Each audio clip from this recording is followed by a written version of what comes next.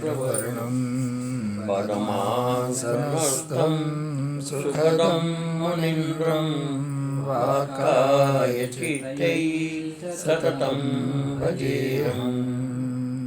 गुरुर्ब्रह्मा गुरुर्विष्णु गुरुर्देवो महेश्वरः, गुरु साक्षात् परं ब्रह्म तस्मै श्री गुरुवे नमः। ध्यानमूलं गुरुर्मूर्ति, पूजामूलं गुरुपदं, मंत्रमूलं गुरुर्वाक्यं, मोक्षमूलं गुरुकृपा।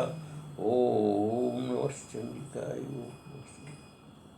श्री भगवान लोकान् प्राप्य पुण्यकृतां लोकां सीता शाश्वती समा, शीत्वा शाश्वती समा, शुचीनां श्रीमतां गेहे, शुचीनां श्रीमतां गेहे, योगभ्रष्टोऽभिजायते, योगभ्रष्टो विजायते, अथवा योगिनामेव अथवा योगिनामेव कुले भवति धीमताम्, कुले भवति धीमताम्। एतद्धि दुर्लभतरम् धी दुर्लभतरम् लोके जन्म यदीदृशम्, लोके जन्म यदीदृशम्, तत्र तं बुद्धिसंयोगम् तं बुद्धिसंयोगं लभते पौरवदेहिकम्, लभते पौरवदेहिकम्, यतते चत्ततो भूय यतते सत्त्वतो भूय संसिद्धौ कुरु नन्दन, संसिद्धौ कुरु नन्दन। पूर्वाभ्यासेन तेनैव पूर्वाभ्यासेनैव ह्रियसे हवशोऽपित, हीयसे यवशोभिः, जिज्ञासुर्वियोगस्य जिज्ञासुर्वियोगस्य शब्दब्रह्माति वर्तते, शब्दब्रह्माति वर्तते। प्रयत्नाद्यमानस्तु यज्ञातिमानस्तु योगी संशुद्धकल्मषः, योगी संशुद्धकिल्मषः, अनेकजन्म संसिद्धि अनेकजन्म संसिद्धि भूयाति परां गतिम्, ततो याति परां गतिम्। अनेकजन्म संसिद्ध अनेकजन्म संसिद्ध भूयाति परां गतिम्। ततो याति परां गतिम्। अच्छा, हमारा विषय चल रहा था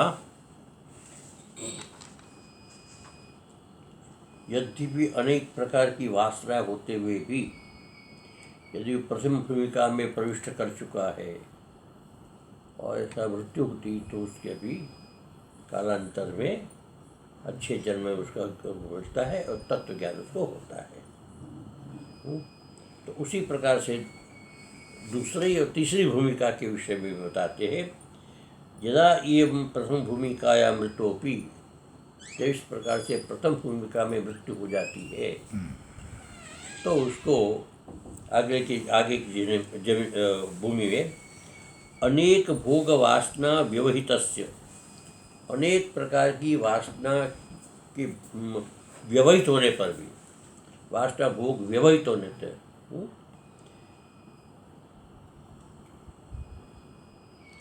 एक होता अव्यवहित, एक होता है व्यवहित।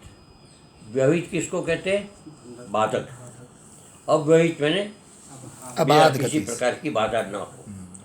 तो अव्यवहित, अनेक भोग वासना अव्यवहित, मतलब कि भोग भोगता रहा, तुरंत उसको समझो कि स्थिति प्राप्त हो गई। विविध प्रमाद कारणवती, अनेक प्रकार के प्रमाद के कारण होने पर भी महाकुले भी जन्म है, बहुत अच्छे परिवार में उसको जन्म हुआ। योग भ्रष्ट, ऐसा जो योग भ्रष्ट व्यक्ति है, पूर्वोपचित ज्ञान संस्कार प्राबल्येन, पूर्वोपचित इससे इस जन्म से पहले ज्ञान संस्कार का प्राबल्येन, ज्ञान संस्कार की प्रबलता से कर्माधिकार अतिक्रम्य, कर्म अधिकार का अतिक्रमण कर, कर्म अधिकार जानते हैं? कर्म अधिकार मैंने कर्म में आसक्ति, उसको अधिकृत मैंने उसको बाध्य कर रहा, अर्थात कर्म भी प्रवेश में नहीं जाता, कर्म का परित्याग कर देता है। तो उसका कर्माधिकार नहीं होता, शब्द ब्रह्म की उसको उपासना नहीं करनी पड़ती है।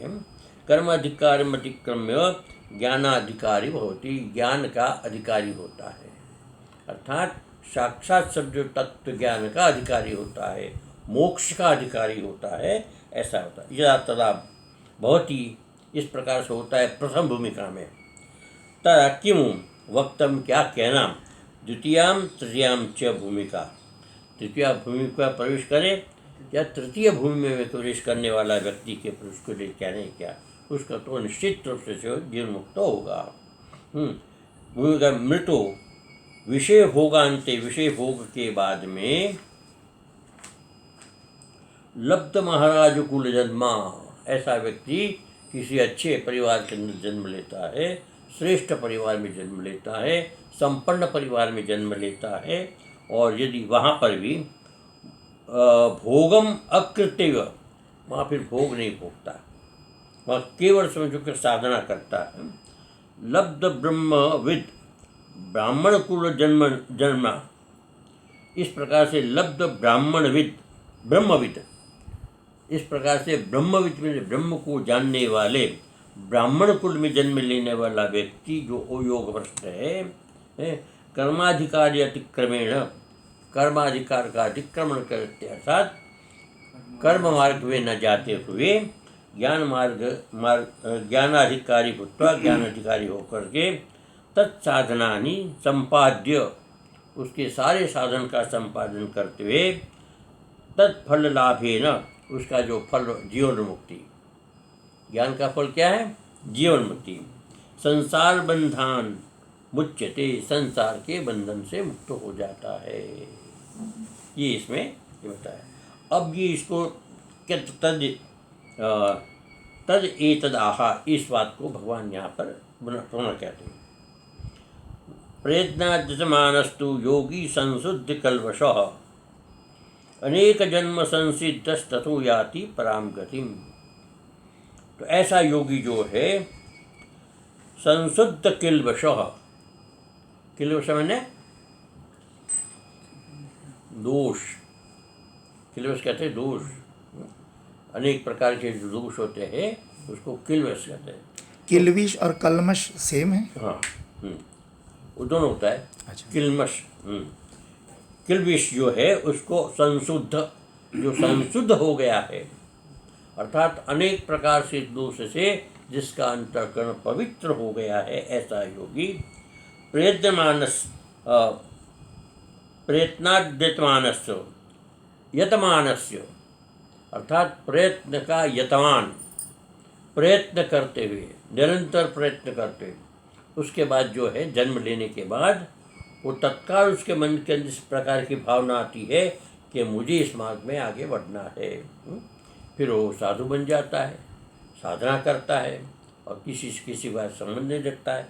ऐसा यतमानस्य अनेक जन्म संसिद्धि, इस प्रकार से यदि वह उस जन्म में उसकी प्राप्ति नहीं हुई, दूसरा जन्म लेता है, उस जन्म में भी उसकी प्राप्ति नहीं हुई तो तीसरा जन्म लेता है। तो चाहे अनेक जन्म लेना पड़े वो जन्म लेता है। अनेक जन्म संसिद्ध ततो याति पराम गतिम, वो अंत तो गत्वा वो परम गति को प्राप्त होता है। कौन? प्रथम द्वितीय तृतीय भूमिका वाला, चतुर्थ में तो भूमिका प्राप्त हो जाती है। प्रयत्नाद पूर्वकित अपि अधिकम यतमान, प्रयत्नाद यतमान से का मतलब हुआ कि पहले जो उन्होंने पिछले जन्मों में कर्म किया था या पिछले समय में जो कर्म किया था उस कर्म से अधिक प्रयत्न करना, अधिक परिश्रम करना, अधिक साधना करना, अधिक श्रवण करना, अधिक मनन करना, अधिक निधिध्यासन करना, निरंतर उसके अंदर लगे रहना।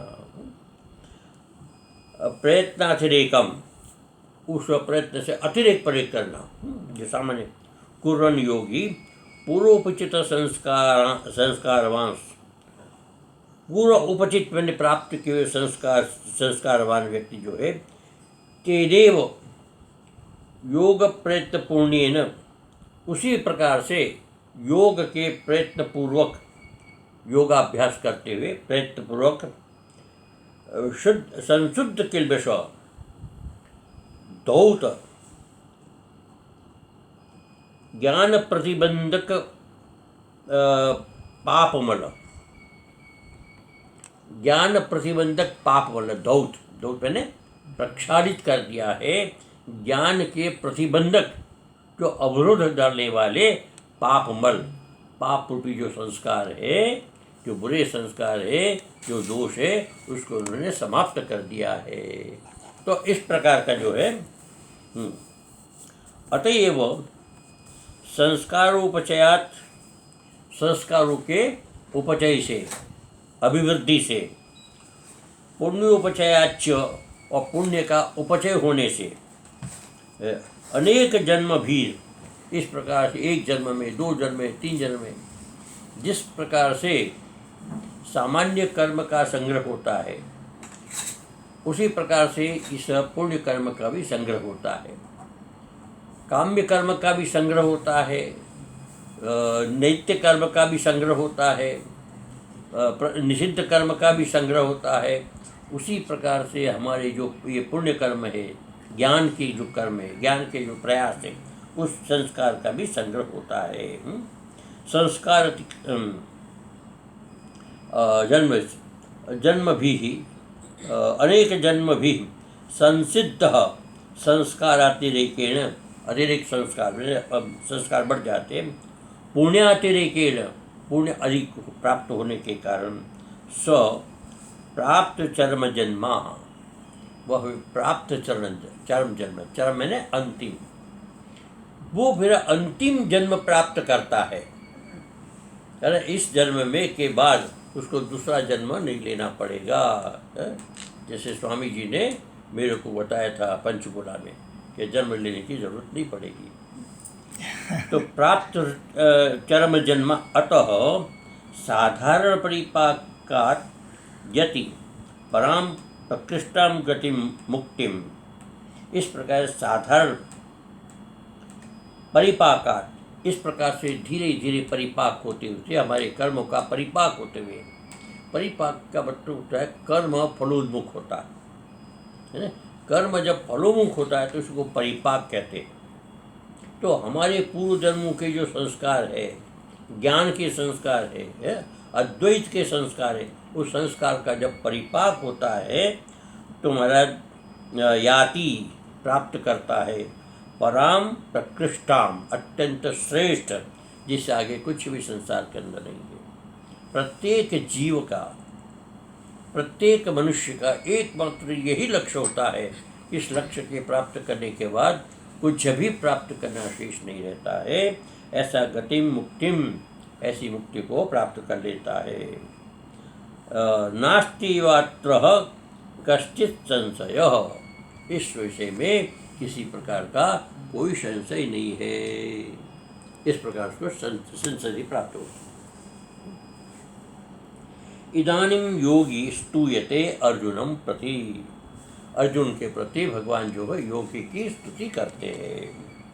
श्रद्धातिशोत्पादक पूर्वकम योगम विधातुम, उसको योग में प्रवृत्त करने के लिए, योग के प्रति श्रद्धा उत्पन्न करने के लिए, योग में प्रबलता से प्रविष्ट करने के लिए भगवान योग की प्रशंसा करते। योगी तपस्विभ्यो अधिको योगी, ज्ञानीभ्योऽपि मतोऽधिकः, कर्मिभिश्चाधिको योगी, तस्माद् योगी भवार्जुन। हे योगी, सर्वश्रेष्ठ योगी है, सबसे श्रेष्ठ योगी है। तपस्वी से भी योगी प्रबल है, यानी कि श्रेष्ठ है। ज्ञानी से भी योगी श्रेष्ठ है। ज्ञानी दो प्रकार के ज्ञान, एक होता है परोक्ष ज्ञान, एक होता है अपरोक्ष ज्ञान। तो यहाँ पर ज्ञानी का अर्थ है परोक्ष ज्ञान, जिसको शब्दात्मक ज्ञान है, प्रत्यक्ष ज्ञान नहीं है। उसकी अपेक्षा ये जो ज्ञानी परोक्ष ज्ञान की अपेक्षा अप्रत्यक्ष ज्ञानी योगी जो है वो श्रेष्ठ है। मतोधिकः कर्मी श्रेष्ठाधिको योगी, कर्मी जो कर्म करते, बड़े बड़े यज्ञ, बड़े बड़े दान पुण्य इत्यादि करते, उससे भी योगी। तस्मात्, इसलिए हे अर्जुन, भवार्जुन, योगी भवार्जुन, तुम योगी बनो। अच्छा, तपस्वी व्य कृच्छ चांद्रायण, चांद्रायण जी तप, तप किसको कहते हैं? बड़े बड़े व्रत होते हैं। कृच्छ चांद्रायण तप होता था, तो उसमें क्या होता था कि 1 महीने का व्रत होता था। तो पहली तिथि आती तो 1 ग्रास अन्न खाना और गायत्री पुरुषचरण का निरंतर पाठ करते रहना। और 1 से 2 grass, 3 grass, 4 grass, 5 grass, 15 grass तक पहुँचना 15वीं तिथि तक। फिर समझो कि वहाँ से अमावस्या के पूर्णिमा के बाद फिर वो कम होती तिथि, तो वहाँ पर 1 ग्रास कम करना, 2 करना, 3 करना, फिर 1 ग्रास बढ़ाना। तो इस प्रकार से उसका व्रत करते हुए निरंतर तप करते चंद्रायण व्रत करना, तो इसको कहते चांद्रायण, कृष्ण चांद्रायण व्रत, ये तप है। परायणेभ्योऽपि, उससे परायण जो कृष्ण चांद्रायण तप से परायण होते हैं, अर्थात सारा जीवन करने वाले होते हैं, उससे भी योगी श्रेष्ठ होता है। अधिक उत्कृष्ट योगी तत्वज्ञानोत्तरम, हाँ, तत्वज्ञानोत्पन्न अनंतरम मनो नाश वासना क्षयकारी। एक योगी होता है, तत्वज्ञान होता है, तत्वज्ञान के बाद उसको मनोनाश और वासना क्षय होता है। मनोनाश और वासना क्षय पीछे आया था, अर्थात मन जो है वासनाओं से निवृत्त होकर के परमात्मा में लीन होता है और वासनाओं का क्षय हो जाता है। ऐसा विद्या तदारोहन्ति यत्र कामा परागता न तत्र दक्षिणा यान्ति ना विद्वांस स तपस्विनः। ये श्रुति कहती है कि उस विद्या से तदा आरोहंती, वो ऊपर को उठ कर जाता है, कामा परागता, काम जो परागत हो जाता है तब पीछे रह जाते हैं, न तत्व दक्षिणा यान्ति, दक्षिणा उसमें नहीं रहती है, यान्ति न अविद्वान, अविद्वान नहीं रहता, न अविद्वान तपस्वी, न अविद्वान और तपस्वी भी नहीं रहता है। इस प्रकार से अतएव कर्मीभ्यो दक्षिणा सहित ज्योतिष्ठोमादि कर्मानुष्ठाई व्यस्चाधिको योगी। ये जो योगी का जिसका वर्णन कर रहे हैं भगवान, वो कहते हैं अतएव कर्मीभ्यो, कर्मी में कर्म करने वाले, कर्म जो बड़े बड़े कर्म करते हैं, ज्योतिष्ठोमादि एक तो एक तपस्वी था, यहाँ पर कर्मी है। कर्मी का मतलब होता है बड़े बड़े ज्योतिष्ठोम यज्ञ, अश्वमेध यज्ञ, सोम यज्ञ इत्यादि यज्ञ करने वाले, दक्षिणा सहित ज्योतिष्ठोमादि कर्मानुष्ठाई, कर्म का अनुष्ठान करने वाले, उससे भी बढ़कर के योगी होता है। कर्मी विश्चादिको योगी। कर्मिणाम तपस्विनाम च अज्ञत्वेन मोक्षानर्थात्। कर्मी और तपस्वी दोनों यज्ञ अयज्ञ है। अज्ञ जानते हैं? अयज्ञ एक होता है ज्ञ, ज्ञ बने ज्ञानवान, ज्ञानवान, और अज्ञ बने ज्ञानवान नहीं होते। ये बात है कि एक तपस्वी होता है, एक कर्मी होता है। अब आप देखिए कि बड़े बड़े संसार के अंदर योगी हुए, बड़े बड़े तपस्वी हुए, बड़े बड़े कर्म करने वाले हुए, लेकिन उन कर्म करने वाला और तपस्वी व्यक्ति का पतन कब होता है कह नहीं सकते। 60,000 वर्ष तक विश्वामित्र ने तप किया, लेकिन अज्ञान में फंसे रहे, फिर जाकर से संसार में आ गए। शौभरी हजारों वर्ष तक पानी में रहकर तपस्या करते रहे, फिर उसका अज्ञान नष्ट। इस प्रकार से तप करने वाला व्यक्ति फिर जाकर के अज्ञानी होकर के संसार में प्रवेश किया और वर्षों तक समझो को उन्हें विवाह करके भोग हो गए। तो कहने का तात्पर्य है कि ज्ञान से बढ़ कर के संसार के अंदर कुछ नहीं है। चाहे कितना ही कर्म कर लो और कितना ही तप कर लो, लेकिन एकम द्वितीयम ब्रह्म का साक्षात अनुभव नहीं होता है, तब तक सब अधूरा है। ज्ञाने नेकेन अमृतत्वमासु, बस मात्र ज्ञान से ही परमात्मा की प्राप्ति होती है, न यज्ञ से न कर्म से। ये बात अलग है कि यज्ञ और तप से अंतःकरण की शुद्धि होती है, बड़ी बड़ी शक्तियों का आविर्भाव होता है, आप नए संसार की रचना कर सकते, ये सब की तो हो जाएगा। लेकिन मुक्ति जो है वो तप से नहीं होगी, मुक्ति कर्म से नहीं होगी। मुक्ति होगी तो केवल और केवल तत्व ज्ञान से होगी। ज्ञानी व्योपी, ज्ञानी से भी योगी बड़ा है। ज्ञानी कैसे? परोक्ष ज्ञानवद व्योपी। परोक्ष ज्ञान, परोक्ष ज्ञान होता है कि हम लोग जैसे कि परोक्ष ज्ञान वाले हैं। परोक्ष ज्ञान उसको कहते हैं कि हमने तत्वमसि आदि वाक्य का श्रवण किया, हमने ये जाना कि तत्व कौन है, त्वम क्या, असि क्या जाना, अहम ब्रह्मास्मि का ज्ञान हमने प्राप्त किया, मैं स्वयं साक्षात ब्रह्म हूँ, जाना, समझा, लेकिन अनुभव नहीं किया। अपरोक्ष है, परोक्ष नहीं है। परोक्ष है, अपरोक्ष नहीं है, प्रत्यक्ष नहीं है ज्ञान, इसको कहते हैं परोक्ष ज्ञान। अपरोक्ष ज्ञानवान अधिको, इससे अपरोक्ष ज्ञानवान जो है वो श्रेष्ठ माना। किससे? परोक्ष ज्ञानवान से। परोक्ष ज्ञानवान जो है केवल जानता है, अनुभव नहीं करता, लेकिन अपरोक्ष ज्ञानवान जो है वो अनुभव करता है, इसलिए कहते हैं वो बड़ा होता है। एवं अपरोक्ष ज्ञान वद्भ्योपि, इस प्रकार से अपरोक्ष ज्ञान वद्भ्योपि मनोनाश वासनाक्षय क्षयाभावात् जीवन्मुक्तेभ्यो मनोनाश वासनाक्षयत्वेन जीवन्मुक्तो योगो अधिको मत मम सम्मतः। इससे मनोनाश वासनाक्षय अभावात्, ये जो होता है परोक्ष ज्ञानी, उसका मनोनाश नहीं होता। परोक्ष ज्ञानी, परोक्ष ज्ञानी मनोनाश और वासनाक्षय न होने के कारण जीवन मुक्ति भी हो, जीवन मुक्ति के समान मनोनाश वासनाक्षयत्वेन, मनोनाश और वासनाक्षय जिसमें होना चाहिए ऐसा जीवन मुक्त योगी अधिको मत, वो श्रेष्ठ माना जाता है। तो परोक्ष ज्ञान में वासनाक्षय और मनोनाश नहीं होता है, और ये जो अपरोक्ष ज्ञान है उसका मनोनाश और वासनाक्षय होता है, इसलिए उसको श्रेष्ठ माना जाता है।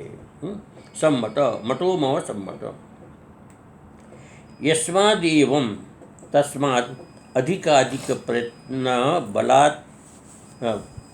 बलात् त्वं योगभ्रष्ट इदानीं तत्वज्ञान मनोनाश वासनाक्षय युगपत् संपादिते योगी जीवन्मुक्तो यह स योगी परमो मत इति प्रागुक्तः।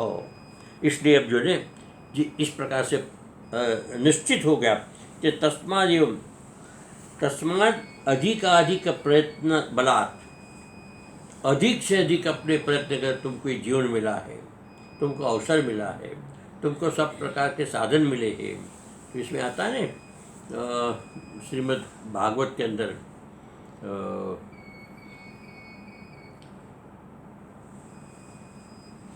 एक श्लोक है, इसका मैं बहुत प्रसिद्ध श्लोक है कि सब प्रकार की अनुकूलता है।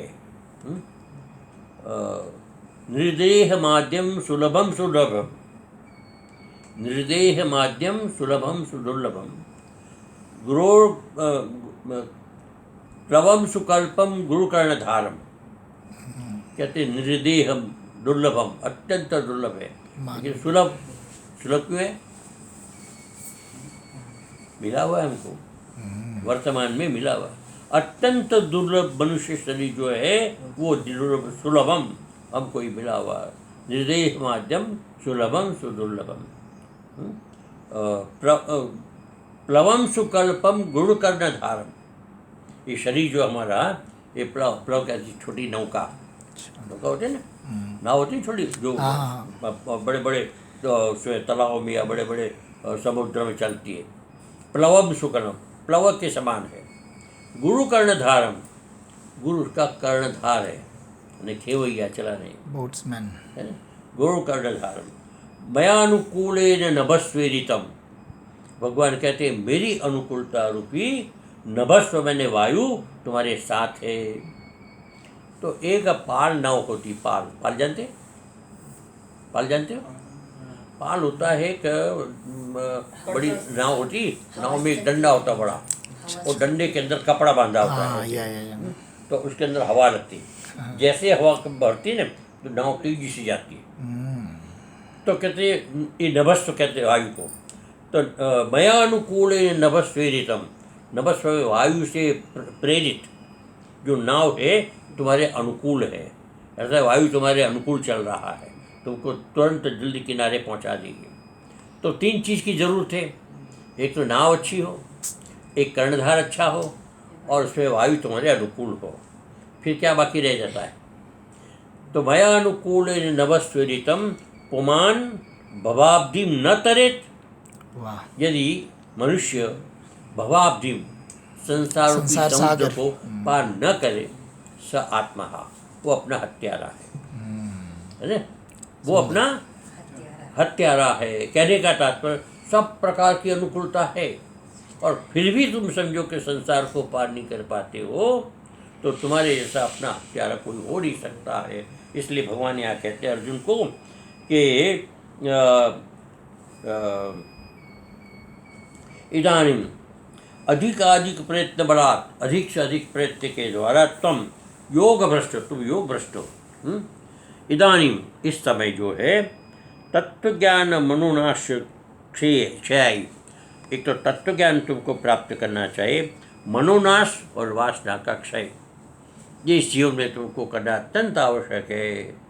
तो पहले आप मनोनाश करिए, वासना का क्षय करिए, और उसके बाद तत्वज्ञान की उत्पत्ति होगी। ऐसा करोगे तो तुम योगी बनोगे, और योगी बनोगे तो जीवन मुक्त, तुम जीवन मुक्त हो गए, जीते हुए मुक्त हो गए। यह सयोगी, इस प्रकार का योगी जो है, मतो ममः, मैं मेरे मत में सर्वोत्कृष्ट योगी है, ऐसा बताया गया है। युक्त प्रागुक्त सतादृशो भव, तुम इस प्रकार से बनो। क्यों? कि तुम्हारे लिए सब कुछ अनुकूल है ना। तुम्हारी नाव तो है ही है, तुम्हारे पास मनुष्य शरीर है, और मेरे जैसा खवैया मिला हुआ है, सब प्रकार से वायु तुम्हारे अनुकूल है, और तुमको किसी प्रकार की बात, केवल तुम्हारा निश्चय चाहिए, कि हमारा बस एक प्रकार से प्रबल जिज्ञासा चाहिए, अपने आप सारा काम हो जाएगा। सतादृशो भव साधन परिपाकात, क्योंकि तुम्हारे जीवन के साधना का परिपाक है। परिपाक मैंने फलोन्मुखी, तुम्हारी साधना फलोन्मुखी है, यानी फल देने के लिए तत्पर है। जब हमारा भाग्य हमको फल देने के लिए होता है, उस समय हम जो इसको स्वीकार करते हुए उसको आगे बढ़ाने का प्रयास करें, उसको स्वागत करें। हे अर्जुन शुद्धेति संबोधनाय, अर्जुन का संबोधन किया ने, इसका मतलब तुम विशुद्ध हो, निष्कलंक निष्पाप हो, इसलिए तुमको इस रास्ते पर चलना चाहिए। ये होगा, ये अंतिम श्लोक है। आज करना है कि कल करना है? हाँ। इदानीं सर्वयोगी श्रेष्ठम योगिनम वदन अध्याय उपसंहरति। अब ये जो है संसार के अंदर योगी से बढ़कर के कोई साधक दूसरा है नहीं, इस प्रकार का योगी ही सर्वश्रेष्ठ होता है, ऐसा भगवान ने प्रतिपादित किया।